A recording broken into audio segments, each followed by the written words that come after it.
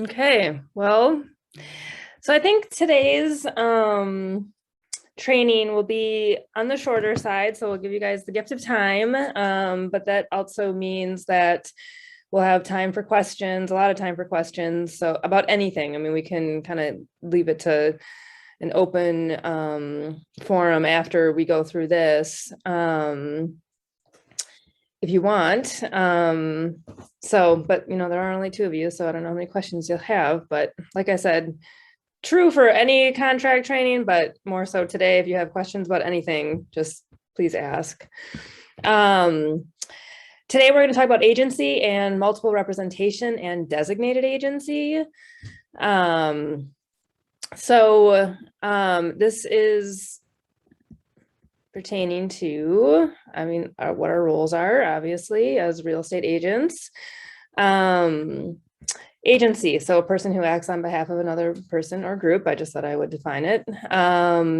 In our contracts, we make distinctions between clients versus customers. So I'm talking now about listing contracts and buyer agency contracts. So a consumer has entered into an agency relationship with a firm when they sign a listing contract, and they then become a client of the firm. Same with a buyer agency contract. A consumer has an agency relationship with a firm when they sign a buyer agency contract and become a client of the firm. A seller who is a for sale by owner, they are considered a customer in the transaction. They have not entered an agency relationship with us. We are not working on their behalf. Any buyers that do not enter into a buyer agency agreement with us remain as customers. And the default in the state of Wisconsin, again, is that we work for the seller then if the buyer chooses to remain as a customer. With clients and customers, there are duties that we owe to all parties in a transaction, whether or not they're a client or a customer. And then there are additional duties that we owe to clients, which we will get into. So for customers and clients, under Wisconsin law, brokerage and its brokers and salespersons owe certain duties to all parties in a transaction. So I'm going to go through each one of these. The duty to provide brokerage services to you fairly and honestly. The duty to exercise reasonable skill and care in providing brokerage services to you. I'm going to spend a little bit of time on this one. We actually touch on this a lot when we have questions from agents who want to either work outside of our market, our typical market, or for those agents who want to work with a commercial property or a type of property that they are not familiar with beyond our typical residential 1 to 4 unit family transactions. So if you guys come across a potential client who, we just had one the other day where one of our agents wanted to list a property up in Mountain, Wisconsin. That to us is not exercising with reasonable skill and care. That market is completely outside of our the Southeast Wisconsin market.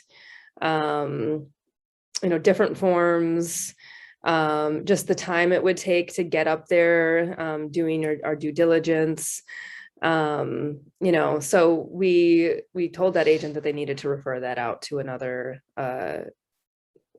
Mountain, Wisconsin area firm. And then again, we get a lot of questions about commercial property listing. If you have an opportunity to list commercial property, fantastic, but we do need to refer that out or partner with a agent who is familiar with working with commercial property. We would not be exercising with reasonable skill and care in that regard if we tried to take that on ourselves. The duty to provide you with accurate information about market conditions with a reasonable time if you request it, unless disclosure of the information is prohibited by law. So if you have that buyer customer who wants to see comparable properties before they make a decision on price, for example. You can absolutely go ahead and provide those comparable properties to them. Where you need to stop yourself short, though, is giving your opinion or advice on what their price, what a potential offer price could be. You can give them the information, but then you have to let them interpret it themselves when you're acting as when that consumer, that buyer, is a customer. The duty to disclose to you in writing certain material adverse facts about a property, unless disclosure of the information is prohibited by law. So whether you're a client or a customer, we must disclose all material adverse facts. The duty to protect your confidentiality, unless the law requires it, the firm and its agents will not disclose your confidential information or the confidential information of other parties. The duty to safeguard trust funds and other property the firm or its agent holds. So those trust funds, or those earnest monies, I should say. And then the duty when negotiating to present contract proposals in an objective and unbiased manner and disclose the advantages and disadvantages of the proposals.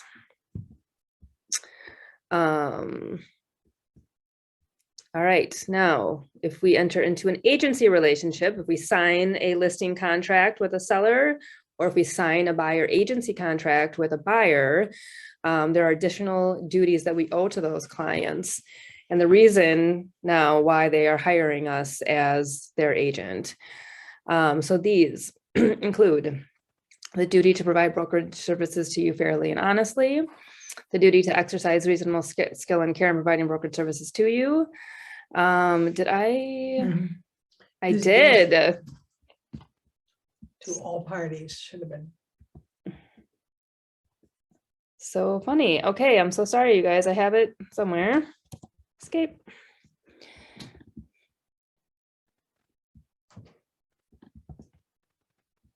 Can you guys still see my screen? Yep.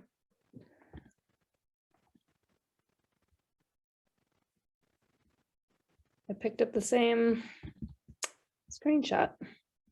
We'll get to it fast. All right. That's the one. That's what we want. Okay. So because you've entered into an agency agreement with a firm, you are the firm's client, and we owe additional duties to you as a client of the firm. So the firm or one of its agents will provide at your request information and advice on real estate matters that affect your transaction, unless you release the firm from this duty. So again, a big key here, clients are seeking our expertise here, and the ability to give them advice is, in my opinion, crucial in any transaction. The firm or one of its agents must provide you with all material facts affecting the transaction, not just adverse facts. The firm and its agents will fulfill the firm's obligations under the agency agreement and fulfill your lawful requests. Firm and its agents will negotiate for you. Another key point that I'm always pointing out when I'm going over this section to a buyer client or a seller client, the ability to negotiate on their behalf. Another huge piece of this, the firm and its agents will not place their interests ahead of your interests.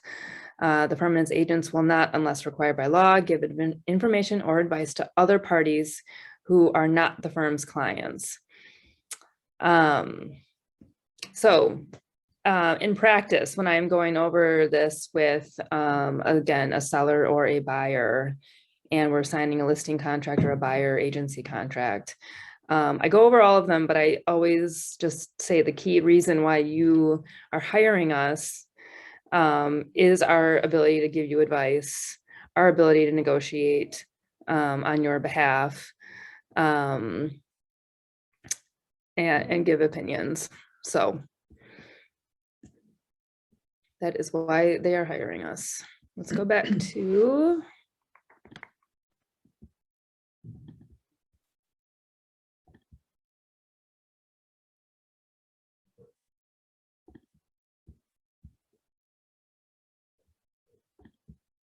Okay, now I just wanted to go over the types of transactions that we see. So a KW buyer client offer on a co-broke listing. So that means the buyer's firm works for the buyer and the listing firm works for the seller. So a KW buyer customer writes an offer on a co-broke listing. That means that the buyer firm works for the seller in this case, and the listing firm also works for the seller in this case. Because again, unless that buyer has entered into a buyer agency relationship with us, they remain a customer and we work for that seller. And it's really counterintuitive, I know. But that is the case. A KW buyer client offers on a for sale by owner. So this means that the buyer's firm, we work for the buyer, and the seller has no representation and they remain a customer in the transaction. And just a point here, when a FSBO seller is involved, we still have some paperwork that they need to fill out, which is a disclosure to customers. It's a WRA form.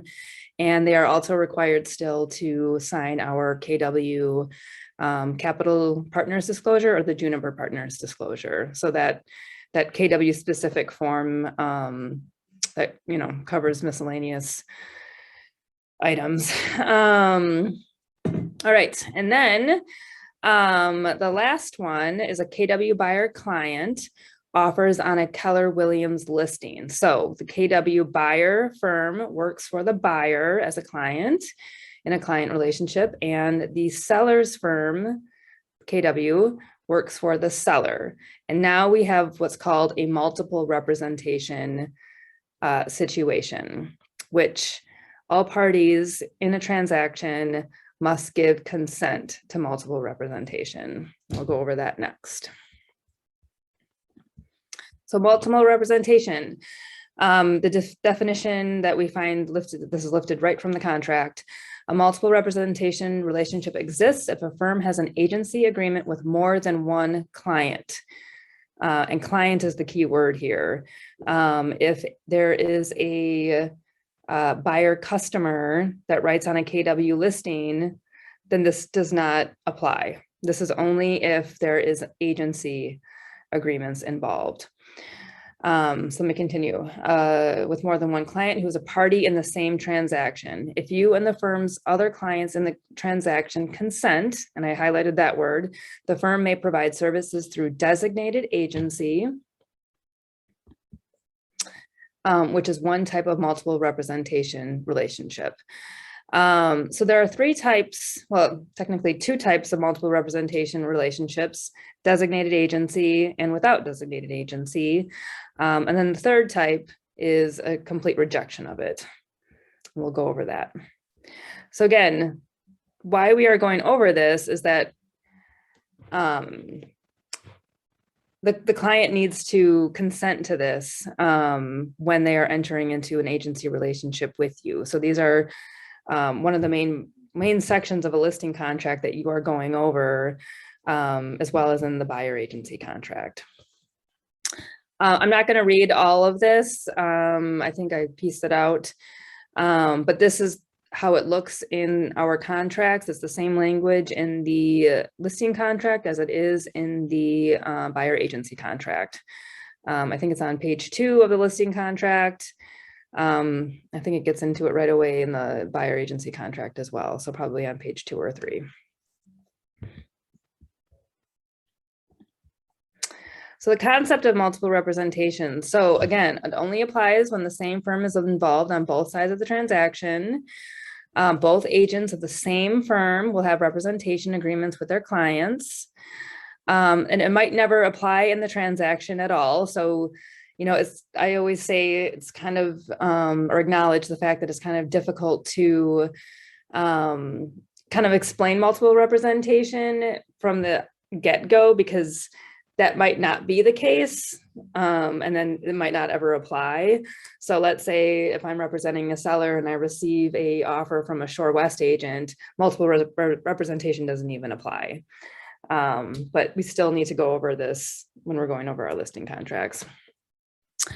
So there's with designated agency again versus without designated agency. This is key. All clients must agree to the same multiple representation designation. So if I have and I'll be using an example of, me as a buyer's agent writing on a listing of Joni's, for example. So my buyer client has to agree to the same designation type as Joni's seller client. So if my buyer chooses designated agency, then it must be the same for Joan's seller as well. And then all clients must consent to multiple representation. And then I also want to say that at midpoint, clients may change their mind about their multiple representation designation. So I'll explain how that would apply a little bit later. So with designated agency. So designated agency means that different agents with the firm will negotiate on behalf of you and the other client or clients in the transaction, and the firm's duties to you as a client will remain the same. So I'll continue actually. Each agent will provide information, opinions, and advice to the client for whom the agent is negotiating to assist the client in the negotiations. Each client will be able to receive information, opinions, and advice that will assist the client, even if the information, opinions, or advice gives the client advantages in the negotiations over the firm's other clients. An agent will not reveal any of your confidential information to another party unless required to do so by law. So what this means is that my buyer client, I have the ability with designated agency to still offer the same full scope of brokerage services that I would if I were writing on another company's listing, meaning I still am able to give them advice, give them opinions, and the ability to negotiate on their behalf. And Joni, for her seller, will have the same ability for her seller to negotiate on their behalf, to give advice and opinions to her seller. And we use this all the time. I got this from Joni as well. The way that you can think about it is that I am in the boxing ring for my buyer client. Joni's in the boxing ring for her seller client, and we are duking it out and with the same ability, so the same ability to offer our clients the same duties. So again, negotiations, advice, opinions, the full gamut. Now, some clients might not be comfortable with this. And so then what that client might choose is they're okay with multiple representation, but without designated agency. So without designated agency, I'll go through it. If a designated agency relationship is not authorized by you or your clients in the transaction, you may still authorize or reject a different type of multiple representation relationship in which the firm may provide brokerage services to more than one client in a transaction, but, and this is where I have it highlighted, neither the firm nor any of its agents may assist any client with information, opinions, and advice which may favor the interests of one client over any other client. Under this neutral approach, the same agent may represent more than one client in a transaction. So, and we've had it, it's actually with more savvy. I think we were representing an attorney this most recently, where the attorney actually they rejected multiple representation altogether, so never mind. But we've had clients who, no matter what, they don't want that other agent to be able to give advice and opinions to their client if they're involved. So even if they are losing the ability to receive advice and opinions and the ability to negotiate from you, that is still more important to them than the other party receiving that same ability. If it's explained well and we are educating our clients well, I see no reason why a client would not just go with designated agency. But there are clients out there who do prefer without designated agency. So that would mean then, and using Joni and I's example, I would have to remain neutral for my buyer, and Joni would have to remain neutral for her seller. So again, it's really kind of counterintuitive on how you would want to work for them. But we would have to remain neutral. Danny has a question. Oh, Danny. Does this include comps as well as far as information provided goes? So I guess to expand on it, so if you, I don't know at what point you wrote that question. So do you want to just unmute and ask it? Oh, no, that's like just for this portion Oh, here. you're muted still. Oh, I can't hear you. Can you hear me now? Okay. Yep. No, that was just specifically for this portion here where it says neither the firm nor any of its agents may assist in any client with information. And so there were kind of, I mean, you could kind of treat that as like a customer where you could still share the comps. You just can't now interpret them at all for them. Oh, okay. So in a without designated agency capacity. Yeah. Okay. So, and I'll get into this again later, but I'm going to mention it now. So this last line, under this neutral approach, the same agent may represent more than one client in a transaction. So where we see without designated agency actually come into play more is if a buyer, if I'm representing a buyer client and a seller client in the same transaction, and I have conversations with both of them about if I write this for the buyer while I'm representing the seller, I must now move to a neutral approach and must do this without designated agency and essentially become a paper pusher between the two of you. It happens a lot where, buyer and seller like kind of pre-negotiate and they know what terms they will agree on. And there really is no reason necessarily for that agent to step in and give any advice or opinions. We are of the opinion, though, that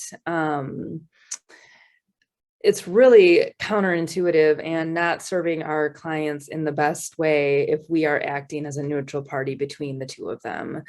I think what's more typical is, let's say you have a listing and a buyer comes through an open house and they want to be represented. So you have that client relationship with the seller first and then meet a buyer, a potential buyer. We think it's best practice to refer the buyer out and act as designated agency so that the buyer has full representation as well and receiving the full scope of services that we are able to provide them under designated agency. So that buyer would also be able to receive advice and opinions, and receiving the ability for us to negotiate on their behalf. Right. It's really tempting if you have what we call a double pop, meaning you have a listing and all of a sudden you find a buyer or a buyer that you've had comes along and wants to write on your listing. So the question, does this buyer want representation? If he does, then you must designate that buyer to somebody else because you really can't represent both the buyer and the seller in this transaction. And I really discourage dual, it's called dual agency in those forms because there's so much liability that can happen where you're trying to service both clients, but remain neutral, which is almost impossible to do. Yeah. And then the buyer can come along and say, I had buyer agency with them, but they worked with the seller. They worked for the seller's sake. And then they can call for a lawsuit or something like that because they can say that their buyer agency agreement wasn't upheld. So avoid dual agency as much as possible and go for the better solution of designated agency. Yeah. Depending on, you know, the transaction too, I mean, you don't necessarily have to do a full handoff to another agent. Like the other agent could write the offer for them and you could step back in after inspection. I think just like after all negotiations have happened. So, I mean, it's a case by case basis. So if you run into that, just see Joni or I, and we can help you navigate through that. But it's definitely just so much, it's just better all around to have another agent write it. Okay. So a complete rejection of multiple representation. So if you do not consent to multiple representation relationship, the firm will not be allowed to provide brokerage services to more than one client in the transaction. So meaning my buyer client, if they reject multiple representation, we cannot write on any Keller Williams properties at all. So again, if you are properly educating your buyers, they would not want to choose that. We would be missing out a huge piece of the market. And then same with a seller, if they reject multiple representation altogether, then we cannot receive any offers from any buyer clients in the transaction. Keller Williams, so sorry, Keller Williams buyer clients. Yes, Danny. Did you have another question? Oh, it raised. Oh yeah, my hand was raised from like that last question a while ago. Oh, okay, sorry. So now I'm going to go back to my example. We had an attorney once, and this was a commercial property. I think it was last fall. He rejected multiple representation altogether. And I think he just probably had an understanding of how it could be a conflict of interest if a buyer client wrote on the property. So I just thought that was interesting. I mean, he was willing to reject any Keller Williams buyer client. So I've never personally had anybody, I mean, again, with proper education and explaining this well, I don't think anyone would do an outright rejection of multiple representation. And another way that I kind of explain this to clients is that where this comes more into play is like those one-man show brokerages, those smaller firms where it could be a conflict of it would be a conflict of interest if that broker brought both sides of it. You know, it's really common for a Keller Williams buyer client to write on a Keller Williams property. I mean, we're a huge brokerage, tons of listings. Again, I think where this is like more just A problem. more of a problem, yeah, are those like smaller brokerages. Do we have another hand up, or is that still from them? It's so weird. It's like coming at different times. Is it? Can I take it down? Oh, it stays up there until I click lower hand. Yeah. Okay. Sorry, I'm sorry. Okay. Okay. Okay, so this is how it reads in the contract itself. And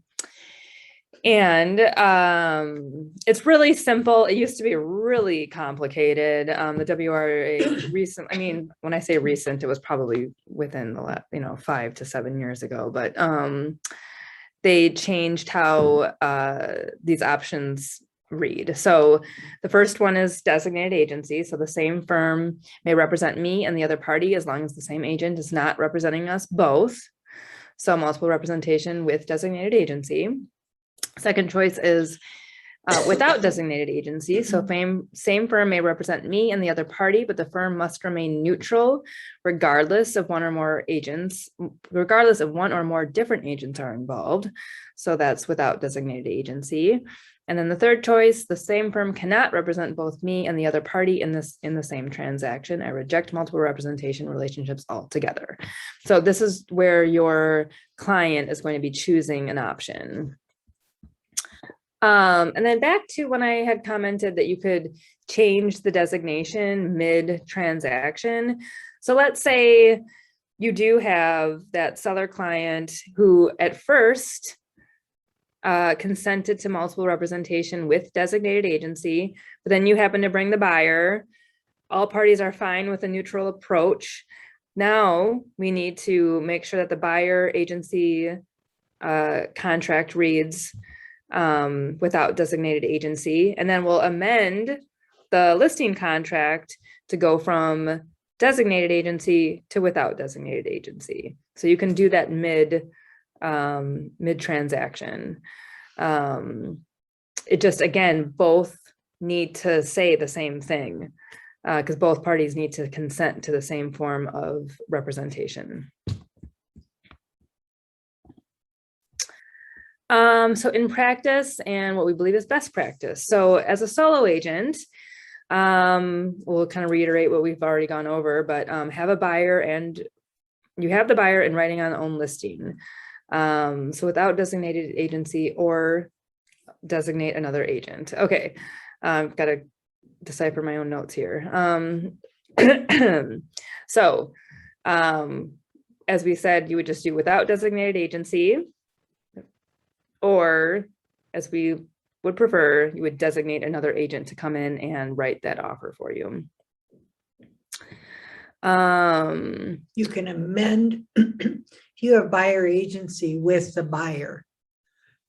In this case, if you want to only represent the seller, you can amend the buyer's buyer agency agreement to read that they are now a customer and not a buyer and not a client. So you can do that. expire, you can. Oh yeah, you could do that too. I must have, these are old notes, but writing on another KW agent's listing, I think I'm just going over like what the different types scenarios. Yeah. So, or receiving an offer from another KW agent. If you're an agent on a team, you want to consult with your team leader on a team policy. Some teams have their own internal policy that they do not allow without designated agency, and they want to make sure that both of their clients are being represented, and therefore would call in another agent to write on the property, or on the flip side, step in for the seller and negotiate for a seller. Okay, now Danny, do you have another question? Is my hand still? It is. It just like pops up. Okay. Well then never mind. Okay, I think that is it. So let's stop share.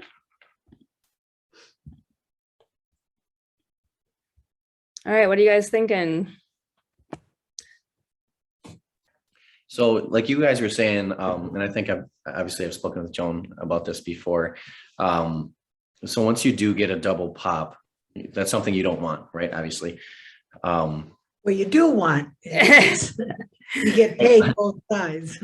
I mean, as far as like when you refer someone out, you're typically paying them a referral fee, and you're taking. How does the commission work on something like that? When you just send out a referral to like a Keller Williams agent? It's case by case. You could just refer that client to the other KW agent and then collect like a typical 25% referral fee if you wanted, you as the listing agent, I mean, and then that buyer would just remain with that agent through the entire transaction. Or you could, for a fee, have that buyer's agent, that other agent, write the offer for the buyer.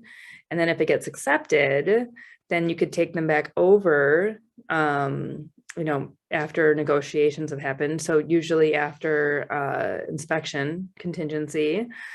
I think it all depends. There are other scenarios too where you might, Well, I'm not gonna go there because it's not applicable. Yeah, it is case by case. It depends on how much work that designated agent is going to take on. If they're just basically gonna draft the offer for the buyer and negotiate the price and the terms of the contract.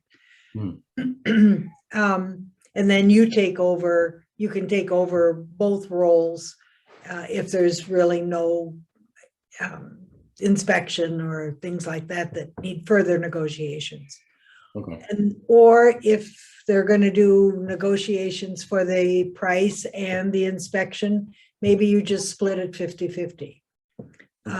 Or as Steph said, maybe just depending on the amount of work they take on or responsibility they took on, alter the referral or pay them just a regular flat fee. Cool. Yeah. Any other general questions about anything?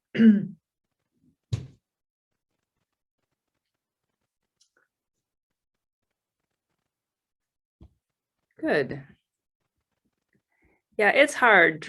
Multiple representation is hard to wrap your head around. So I'm glad. Thank you, Sasha. All right. Gift of time. You guys want to go?